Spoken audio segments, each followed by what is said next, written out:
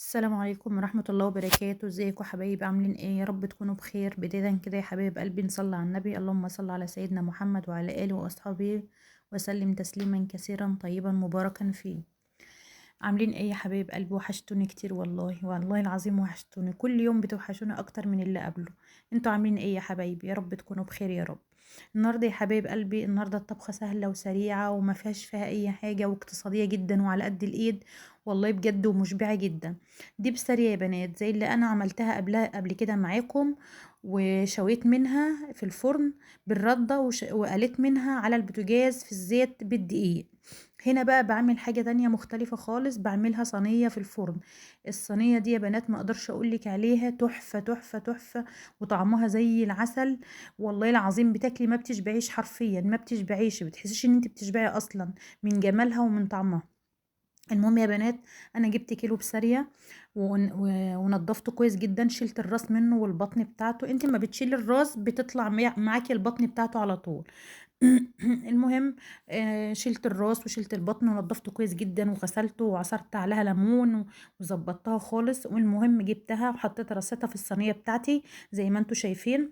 وبعدين انا قمت عصرت عليها ليمون ونقطه زيت، وحطيت عليها شويه دقيق وقلبت الدقيق فيها كده بالزيت، وقمت رصاها تاني في الصينيه وجبت توم وجزر وطماطم وشبت اخضر وكزبره خضراء وفلفل اخضر وليمون وملح وكمون وشويه شطه، وضربتهم في الكبه وايه ونزلت عليها على الصينيه ورشيتهم زي ما انتوا شايفين كده بالظبط بالمنظر الجميل ده. ورشيت على وشها شويه زيت وايه، وهدخلها الفرن.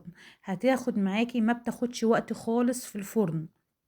انت يعني ايه، ولا بتخلي النار متوسطه زي ما انت شايفاها قدامك بالظبط كده، على اساس ان هي ما تتحرقش منك وفي نفس الوقت ما تنشفش منك، فاهماني؟ انت بتهدي شويه اللي هو الوسط بس. فهي اصلا ما بتحتاجش ولا بتغيب في السوى. ما فيش حاجه بسيطه كده وبتقوم مطلعاها، بتاخد لون من فوق ولون من تحت. والله العظيم يا بنات، جربي البسارية دي ومش هتندمي اصلا ان انت عملتيها. بصراحة وصفة جميلة وحلوة وبتدفي في الشتاء وجميلة وبتتعمل، وممكن تعمليها تفطري منها. لو فايض منها ممكن تعمليها، او حتى لو مش فايض ممكن تعمليها للفطار، بتبقى جميله برضو. بتتاكل بعيش مع خضار مع كده، بتبقى تحفه. جربيها ومش هتندمي. وطبعا عملت معاه شويه رز ابيض، احنا عملناه مع بعض كتير قبل كده. رز عادي ما فيش في اي حاجه، انا ما بحبش معاها بصراحه الا الرز الابيض، بصراحه بيخلي لها طعم تاني. وعملت معاه طبعا سلطه زي ما انتم عارفين ومخلل، والحمد لله. اللهم لك الحمد والشكر. والله النهارده كانت الطبخه اقتصاديه جدا وسهله، وما خدتش وقت والله العظيم، وما خدتش تكلفه، ومع يعني انا ما كلفتنيش حاجه بصراحه. انا جبت كيلو البسارية وجبته وما خدش معايا وقت، وبجد والله العظيم وكلنا وحمدنا ربنا. والله العظيم كانت سكر. المهم يا بنات، انا عايزاكي انت يعني ما بتجيبي البسارية ديت او ايا كان، في سمك كتير قوي، في ما هو زي ما السمك بالظبط بينفع كده وبينفع للقليه وبينفع للشويه، زي ما انت عايزه بتشكلي في السمك بتاعك. انا كنت جايبه المبشره دي يا بنات، جميله جدا حلوه قوي قوي بصراحه. بنتي بقى ايه اللي تعمل بيها؟ مبسوطة بيها بقى وايه اللي تعمل بيها. بصراحة جميلة جدا، يعني زي ما بيقولوا كده، اللي عاملها او اللي صانعها متربي 10 مرات بجد والله. بصراحة جت حلوة قوي. وانت بتعملي بقى اصلا وما بتوقعش منك ولا اي حاجة ولا بتعور ايدك ولا اي حاجة، بصراحة تحفة قوي. بتبقى موجودة في أي محل أدوات منزلية.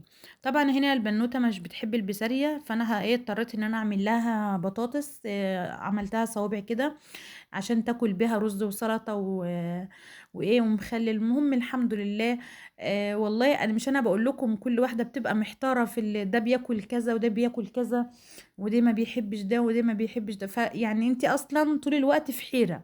يعني الله المستعان. المهم الدنيا اتلمت على خير ان شاء الله، والحمد لله قضيناها. وقليت البطاطس وعملت البسارية زي ما انتوا شايفين وسلطة ومخلل. والف حمد وشكر لك يا رب على نعمك الكثيرة. والله العظيم احنا في نعم كتير قوي، والله ما احنا حاسين بيها. اللهم لك الحمد. اللهم لك الحمد دايما يا حبايب قلبي. اشكروا ربنا على كل حاجة، على الضراء قبل السراء، والله بجد. كل ما هتشكري ربنا، ربنا هيزيدك من فضله.